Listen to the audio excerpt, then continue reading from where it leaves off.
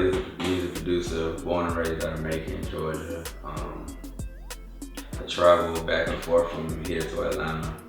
I've been making beats. This is like my 10th year now making beats. And right now, I got my own artist that I'm growing with, helping grow. We got an album and like 3, 4, maybe even 5 mixtapes that we're working on right now. So everything is a little under the works right now as we speak.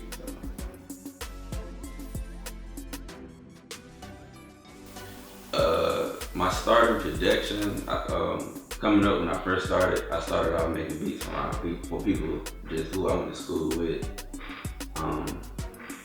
People, you know, around the neighborhood that people used to come over to my house and record. And then I moved from the east side of Macon and I moved out more so towards the west side.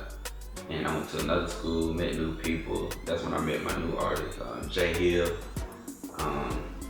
We was sitting down at the lunch table and he was just rapping. I'm just listening to him. I'm like, who is that? I'm thinking it's somebody on the radio or something.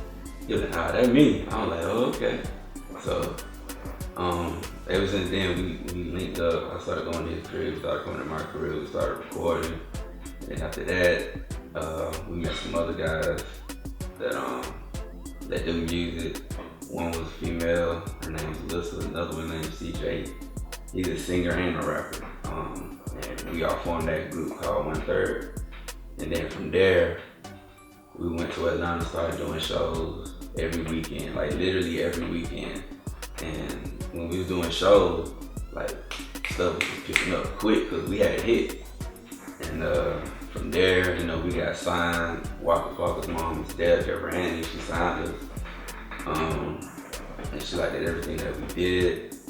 And from there, you know, that's when I met Walker, I met Gucci, OJ. I started meeting a whole bunch of different people, so that's when I started getting my projection up.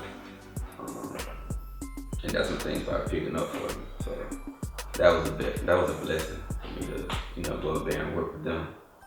So, and that's how I got into 808 Mafia also. That's when I met Southside, Lex Luger, you know, I mean, all these guys. When I seen them, I didn't even know who Southside was, I just knew Lex. So,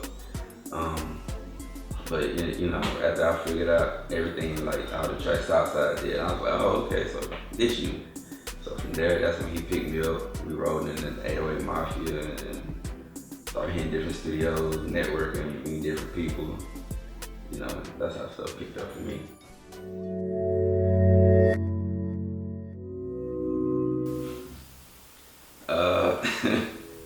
My affiliation with 808 Mafia.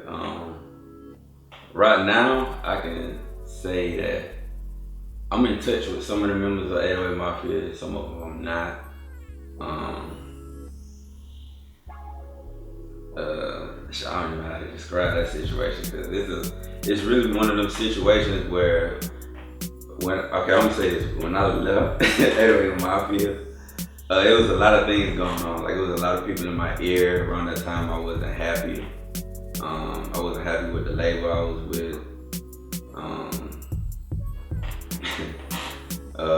So I don't really want to say too much because even with Southside, I never spoke with him like one-on-one, face-to-face on, you know what I'm saying, everything that I've been feeling or whatever. But I'm still cool with some of the guys in 808, like Tim, well, Tim not 808 no more. Tarantino, Perps, you know, shout out to them. But yeah, that's pretty much it for me and 808 Mafia. I'm not in 808 no more, as some of y'all know. But yeah.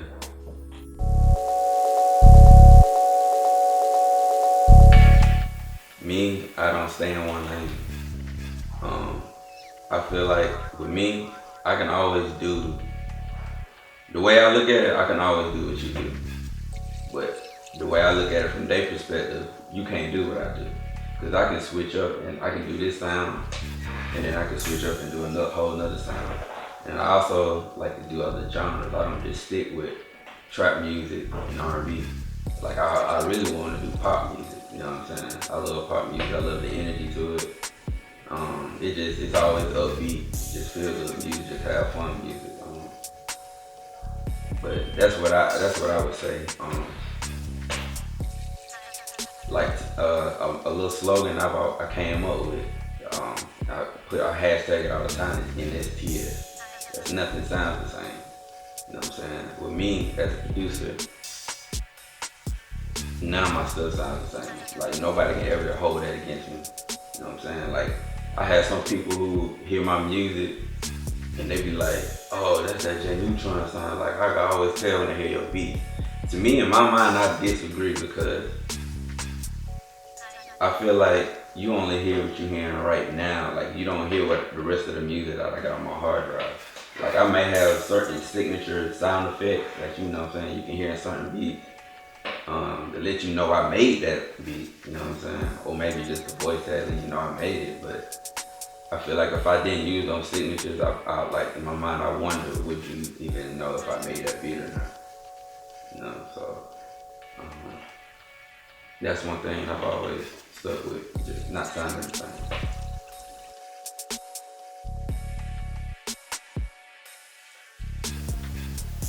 I can say that I've done voice tags for pretty much almost everybody. I can say that I've done voice tags, of course, for AOA Mafia, Kurt Cobain. Sunny Digital was my first. When I did my voice tag for Sunny Digital, I think I was like in 8th or 9th grade. And during that time, I wasn't even taking like creating voice tags seriously. Like I was just doing it just because it was fun. And I remember when he hit me up for a voice tag too.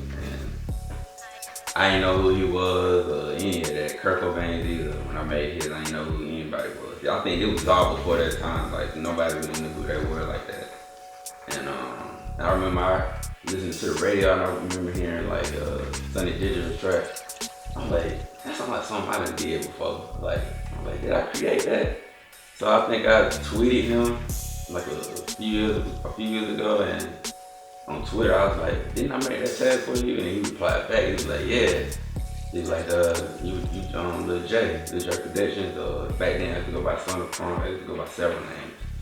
And I was like, oh, okay. I was like, I knew I made it. It sounded familiar. So, yeah, he told me, yeah, y'all was the one that made that tag. So I was like, all right. He was like, appreciate it. And he's been using it since. So, but other than that, I just like last week I made TM88. He got a new voice tag now, and he loved it. So, y'all probably be hearing that on his newest track releases.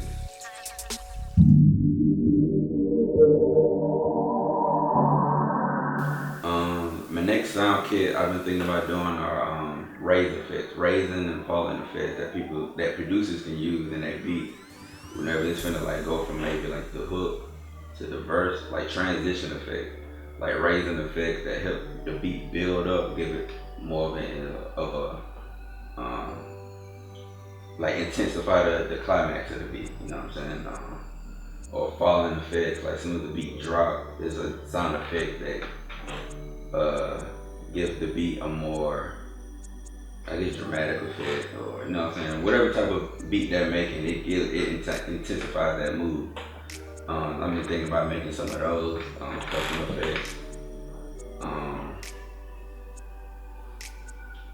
After that, I was thinking about doing acoustics, more realistic sound, drum sound, for producers who like maybe congos or tunes, tambourines, more of those, more than just doing trap beats. Because I feel like a lot of producers, they use a lot of the same 808s, snares, hi-hats. So I want to make a more realistic drum kit for making more realistic music. More so soulful music, put it that way. People who love soul music. So I was thinking about doing a drum kit like that.